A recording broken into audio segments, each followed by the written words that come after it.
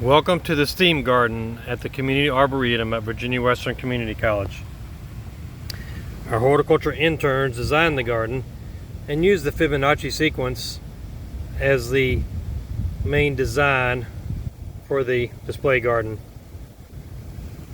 Science. All the plants in this section of the garden are used to represent the parts of a plant cell. Dahlia and salvia were used to represent the nucleus. Petunias represent rough endoplasmic reticulum.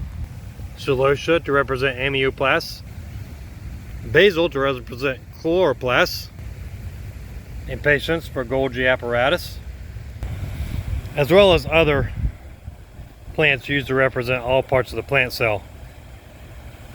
Although not a All-America selection, the green giant arborvitae, permanently located in the garden, represents the vacuole as a large part of the plant cell. Technology, probably the most difficult to interpret.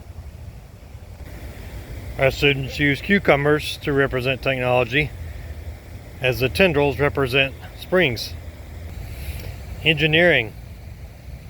This part of the garden was laid out in a hexagon pattern that makes a honeycomb, wasting no space. The honeybees are the engineers of nature, and the marigolds represent honey made by the bees. Art.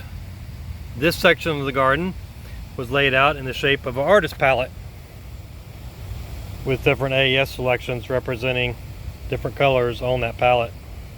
Math. Dianthus was used, laid out in the shape of the pi symbol.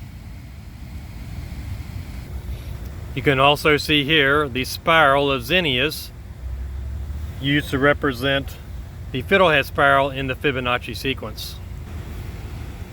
In the distance, you can see our All-America selection edible garden collection. Thank you for touring the STEAM Garden.